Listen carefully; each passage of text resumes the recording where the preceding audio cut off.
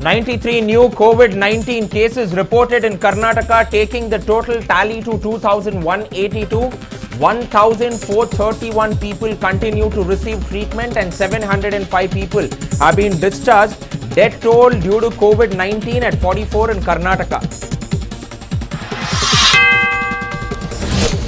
CM B.S. Yediyurappa to hold meeting with officials of Education Department at 11 this morning. Education Minister Suresh Kumar and department officials to brief Chief Minister over the preparations for conducting SLC and PU examinations in the state. CM B.S. Yediyurappa to also hold meeting with Revenue and Muzrai departments. The government is likely to take a call on selling of BDA sites and also reopening of temples in the coming days. BMTC's revised bus fares comes into effect from today. 6 types of passes being sold to passengers. New passes to cost people rupees 50 compared to the previous rate of 70 rupees. Passengers will be charged based on the distance that they will be traveling.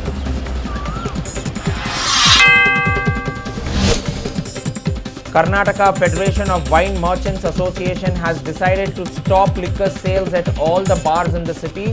This comes after state government denied permission for bars and clubs to buy new liquor stock. The state government has said that bars and clubs can sell the liquor which they already have.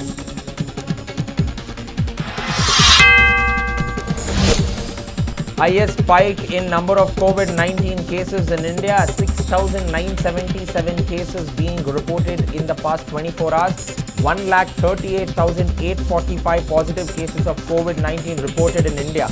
77,103 active cases who are undergoing treatment at designated hospitals, and 57,720 people have been discharged. 4,021 people have died due to the deadly virus in the country so far.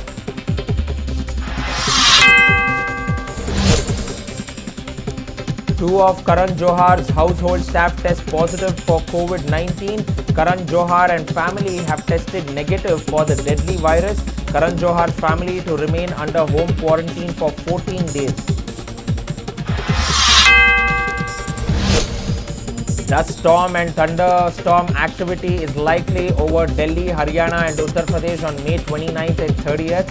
IMD says this could be because of the western disturbance and easterly winds. IMD issued a red alert for North India for May 25th to 26th when the prevailing heatwave conditions are expected to peak.